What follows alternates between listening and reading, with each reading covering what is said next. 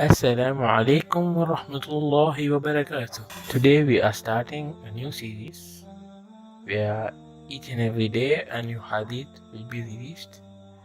It'll take only 60 seconds of your time and it'll help you change your life forever.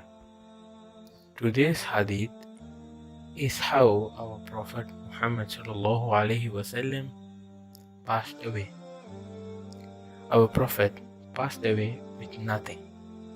In Hadith number 2695, narrated by Aisha radiallahu anha, the Messenger of Allah sallallahu alaihi wasallam did not leave behind a dinar, nor a dirham, nor a sheep, nor a camel, and he did not make a will concerning anything.